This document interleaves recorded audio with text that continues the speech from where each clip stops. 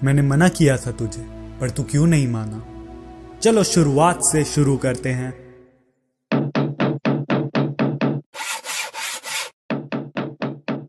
Stories. नहीं, मैं WhatsApp, Insta या स्नैपचैट पे जो तुम सैड सॉन्ग्स या सैवेज डायलॉग और अपने बर्थडे विश का स्क्रीनशॉट लोगों को जबरदस्ती दिखाने वाली स्टोरीज की बात नहीं कर रहा हूँ। वो सब दिमाग के बाहर है। इन वाहियात हरकतों के बारे में हम फिर किसी दिन बात करेंगे।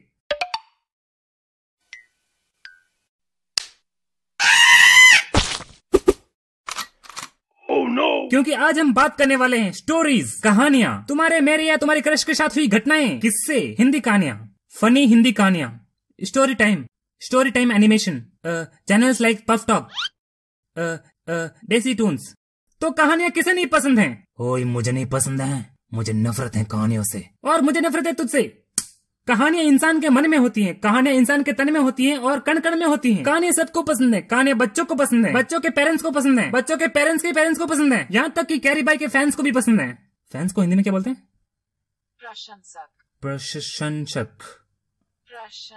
प्रशंसक। अबे झूठ नहीं बोल रहा हूँ, सच में कैरी बाई के फैंस को कहानियां बहुत पसंद है। एक कहानी है जो सबको सुनानी है, एक कहानी है जो सबको बतानी है, जलने वालों की तो रूह भी जलानी है। ये जलने की बू कहाँ से आ रही है? अरे बाप रे, मैं तो भूल ही गया, पापा की पैंट इस्त्री कर रहा था। तो कुछ समय पहले मैं जेल में था और अभी बाहर हूँ, और क्या पता कल फिर से मैं जेल में रहूंगा। ओ हाँ, मैट मर्डॉक, मेरा मतलब डेयरडेविल।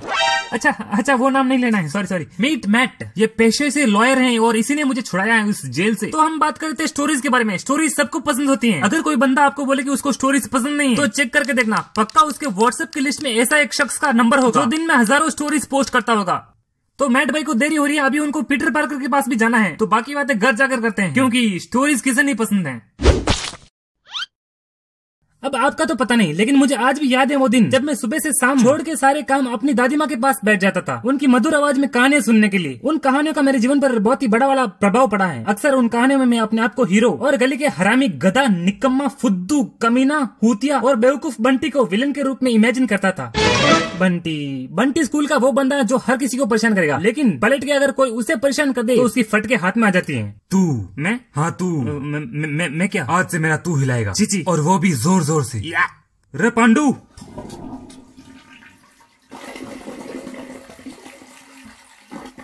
अबे कहाँ मर गया? जल्दी ले आओ मेरा बोर्नवीटा और दूध। पता नहीं ये दूध लाने में हमेशा 7 सेकंड लेट क्यों होता है? ऐसा क्या मिलाता है उसमें? चल काम पे लग जा, आज से मेरा मिल्क शेक तू हिलाएगा। अच्छा मिल्क शेक की बात थी। ठीक से हिलाना ओए, वरना मैं तेरी दुनिया हिला दूंगा।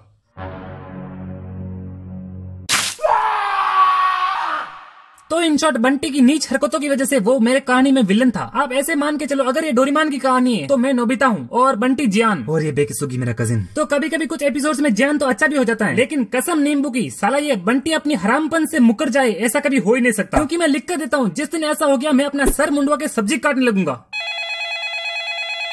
हेलो, वो मैं बंटी बोल रहा हूँ। मैंने बचपन में तुझे बहुत परेशान किया, माफ कर दे यार। सॉरी भाई। जिस दिन ऐसा हो गया मैं अपना सर मुंडवा के सब्जी काटने लगूंगा।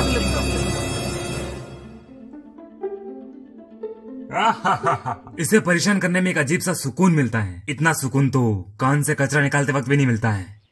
अबे वो कमजोरी से भरे कीड़े, देख क्या रहे हो? डेजी टून्स का वीडियो चल रहा है इधर। अबे फटाफट से हाथ चलाओ, आज के आज मेरा ट्री हाउस बन के तैयार हो जाना चाहिए, वरना तुम लोगों को मैं जिंदा गाड़ दूंगा, और वो भी टिंडे की सब्जी और पाइनएप्पल का पिज्जा खिला के।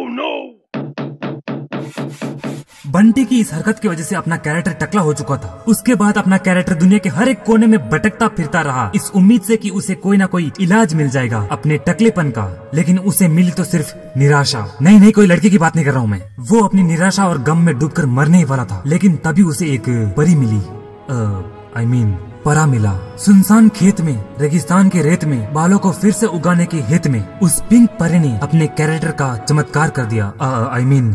अपने कैरेक्टर पर चमत्कार कर दिया, और ऐसे हुआ मेरा नया कैरेक्टर डिजाइन। अबे ओ गोचू, कैरेक्टर डिजाइनिंग तो इम्प्रूव कर लिया, थोड़ा स्क्रिप्ट भी कर ले, साला कुछ भी लिखता है। अबे जा पफ बाबा से कुछ सीख, तेरा भी कल्याण हो जाएगा।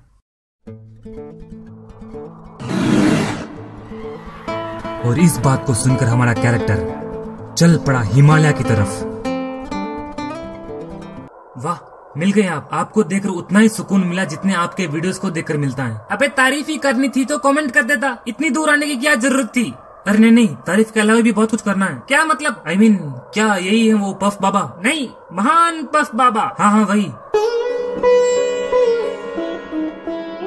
क्या आप ही हैं वो पफ जिनकी स्कूल स्टोरीज एक्समैन के क्विक सिल्वर की स्लोमो सीन से भी औसम होती हैं? हाँ दोस्त, मैं ही हूँ पफ, और मुझे पता है तुम यहाँ किस लिए आए हो। वाह वाह, आपके शब्दों में वो हैं। गुटका? नहीं, वो ग्रामेटिकल एरर? अरे नहीं, वो जो सुनने में अच्छी लगती है। गाली? नहीं, वाणी? मधुर वाणी। हाँ वो तो है। क्या आप सब कुछ जानते हैं? मुझे सब पता है, और ये भी कि तुम रात को रिया को स्टॉक करते हो, और ये भी कि तू 9 नट नवंबर का चैलेंज हार गया।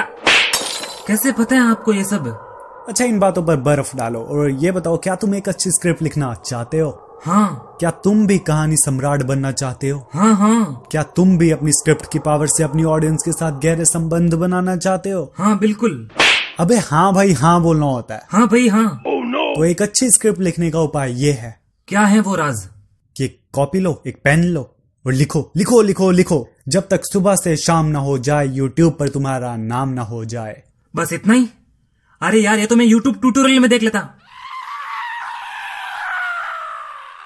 माफ करना, मैं मुद्दे से भटक गया, किसी के मायाजाल में अटक गया। कहना है आपसे बहुत कुछ, लेकिन अपने ही शब्दों में लटक गया।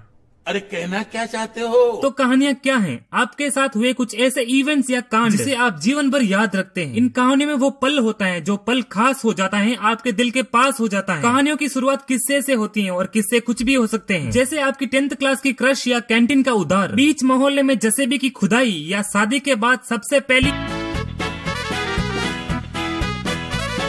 ये सब कुछ ऐसे मूवमेंट्स हैं जिसे आप चाहकर भी भूल नहीं सकते, भले ही आप गजनी की तरह अपना सर क्यों ना फोड़ लो।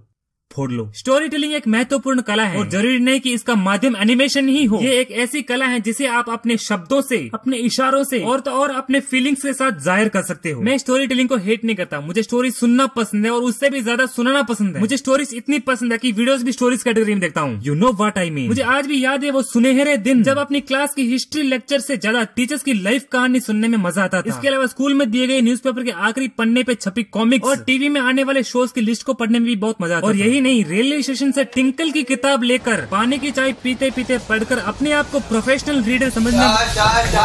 तो अक्सर मुझे लोग बोलते कि स्टोरी टाइम एनिमेशन बनाओ, व्यूज आएंगे, लेकिन नहीं, मुझे नहीं आता है स्टोरी टाइम एनिमेशन बनाना। मैं दुनिया से इंस्पायर होकर अपने मन में खुद के कैरेक्टर्स बनाता हूँ और फिर उन्हें एक साथ लाकर उनकी एक महत्वपूर्ण कहानी लिखता हूँ। यह करना मुझे बहुत पसंद है, इतना पसंद है कि मैं बार बार करूंगा, हर बार करूंगा। तो करना। मुझे बचपन से ही फिक्शनल स्टोरीज लिखना पसंद है, यहाँ तक कि मैं बचपन में कॉमिक्स बनाता था अपने कैरेक्टर्स के साथ। और यही नहीं, बचपन में मैं अपनी क्लास के लास्ट बेंच पर कलर करने वाले क्रेयंस का कैरेक्टर्स बना के उनकी स्टोरीज बनाता था। तुम रेड रेंजर, तुम ग्रीन रेंजर, तुम येलो रेंजर और ब्लैक तुम विलन हो।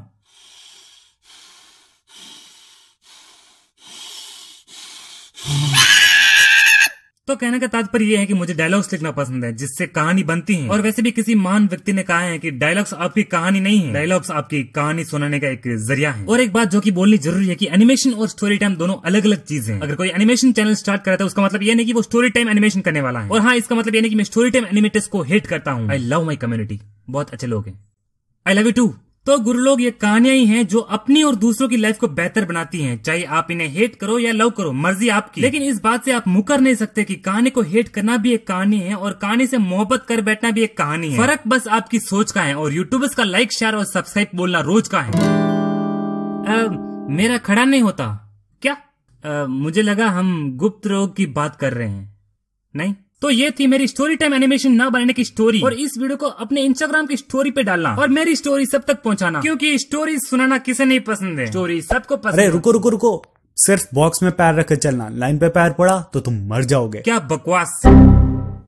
मैंने मना किया था तुझे, पर तू क्यों नहीं माना? बहुत ही अच्छा आदमी था, इसके हर एक वीडियोस देखता था मैं भी। और इसके वीडियो में सबसे पहला कमेंट मेरा ही होता था। अबे क्या बकवास कर रही हो, सबसे पहला कमेंट मेरा होता था। अबे शर्म करो सालों, कोई मर गया यहाँ पे भी झगड़ा कर रहे हो कमेंट सेक्शन की तरह। सॉरी। वैसे फर्स्ट कमेंट तो मेरा ही होता था इसकी वीडियो पे। तो गुरु लोग वीडियो खत्म हो गया, बिल्कुल उसी तरह जिस तरह मेरी सोशल लाइफ खत्म हो गई थी जब मैंने इस चैनल को स्टार्ट किया। तो मैंने अपना पार्ट कर दिया, अब आप तो मैंने अपना पार्ट कर लिया, अब आप अपना देख लो, लाइक शेयर और सब्सक्राइब जो भी करना करो। और ये वीडियो सक्सेसफुल हुआ है पफ टॉक्स के बदौलत, तो जाओ उनके चैनल पे और अगर सब्सक्राइब नहीं किया है तो करो। सॉरी मेरे बैकग्राउंड में बहुत नॉइसेस है, सारा जिंदगी जंड हुई पड़ी है। ओ हाँ, तो अगर आप लोग जानना चाहते हो कि एनिमेटर्स लोग कंसिस्टेंट क्यों नहीं होते तो ये वाला वीडियो देखो, और अगर देख लिया तो मिलते हैं अगले वीडियो में। अबे यार एक प्रॉपर आउटरो भी नहीं होता मुझसे, क्या करूंगा मैं जिंदगी में।